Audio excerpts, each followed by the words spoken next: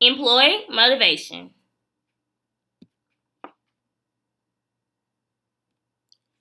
Motivation is part of the Mars model. Chapter 2 introduced us to motivation as a predictor of individual performance. In the earlier models, performance was the ultimate variable only affected by a person and their situation. In the 1930s and 40s, the ability and motivation were added as individual variables that affect performance. In the 1960s, the Mars model was introduced to show factors of influence and added role perception and situational factors to the formula. Human drives and employee motivation.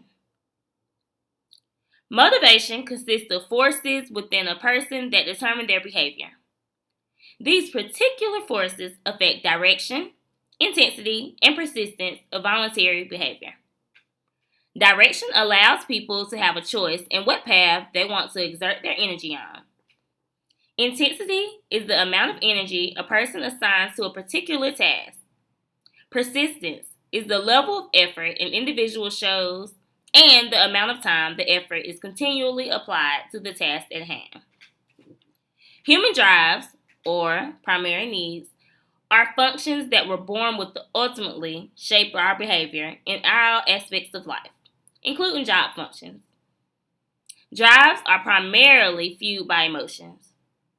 Chapter 4 mentions that emotions are experiences which influence our attitudes and our behavior. Needs are goal-oriented behaviors to correct any areas that may be inadequate. Needs can differ depending on the individual's personality, their past experiences, or the social norms they've been exposed to. The primary drives, along with needs, provide the mean of effort toward reaching the goal. Maslow's needs hierarchy theory. This theory was developed by psychologist Abraham Maslow. This condenses and integrates the long list of primary needs that have been studied previously into 5 basic categories. According to Maslow's, we are motivated by several primary needs, but the strongest sources is the lowest unsatisfied need at the time. Self-actualization, morality, creativity, problem solving, lack of prejudice, acceptance of facts. We have self-esteem, which consists of confidence, achievement, respect of others, and respect by others. Love and belonging, friendship, family, intimacy, safety, body, employment, family, resources, morality, and property. And last but not least, we have psychological, food, water, sleep, sex. These needs are initially the most important, and people are motivated to satisfy them first. The issue with Maslow's theory, there is increasing evidence that indicates that needs hierarchies are unique to each person, not universal. Because needs are strongly influenced by each individual's self-concept, including personal values and social identity. Learned need theory. Psychologist David McLennan recognized that a person's need can be strengthened through reinforcement, learning, and social conditions. He examined 3 learned needs: achievement, power, and affiliation. The need for achievement. People with a strong need for achievement want to accomplish reasonably challenging tasks through their own effort. These people also desire ambiguous feedback and recognition for their success. Need for affiliation. It refers to a desire to seek approval from others, conform to their wishes and expectations to avoid conflict. These people tend to try and project a favorable image towards themselves. Last but not least, a need for power. People with the high need for power want to exercise more control over others and are concerned about maintaining their leadership position. They frequently rely on persuasive communication, make more suggestions in meetings, and tend to evaluate situations all the time.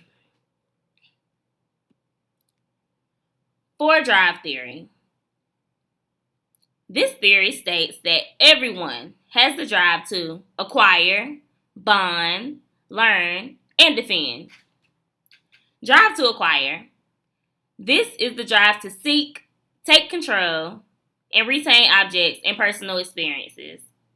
This drive extends beyond basic food and water, and it includes enhancing one's self-concept through relative status and recognition in society. Drive to bond. Now, this is the drive to form social relationships and develop mutual caring commitments with others. This explains why people form social identities by aligning their self-concept with various social groups. Drive to learn. This is the drive to satisfy a curiosity to know and understand ourselves and the environment around us. Drive to defend. This is the drive to protect ourselves physically and socially. This is probably the first drive to develop. It creates a fight or flight response in the response of a danger. Expectancy theory of motivation states that work effort is directed towards that people believe will lead to desired outcomes. E to P. This is the individual's perception that his or her effort will result in a particular level of performance. P to O. This is the perceived probability that a specific behavior or performance level will lead to a particular outcome. OV. Availance is the anticipated satisfaction or dissatisfaction that an individual feels towards an outcome.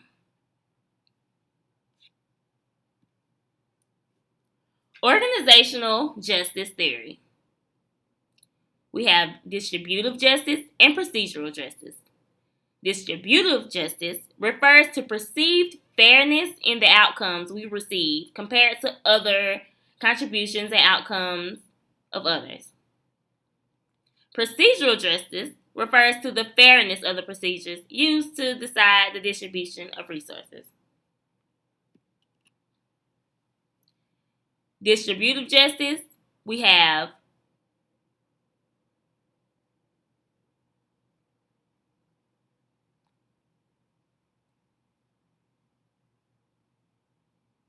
equity principle, which implies that people should be paid to proportion to their contribution. Equality principle, applied when we believe that everyone in the group should receive the same outcomes, such as when everyone gets subsidized meals in the company cafeteria.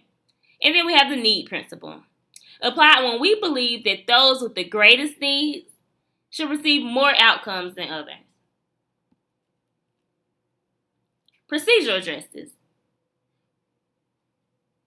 It gives employees a voice, encourages them to present their facts and perspectives on the issue. It's higher when the decision maker is perceived as unbiased and relies on complete and accurate information. If employees still feel unfair about the company will offer a way for them to appeal decisions to a higher authority.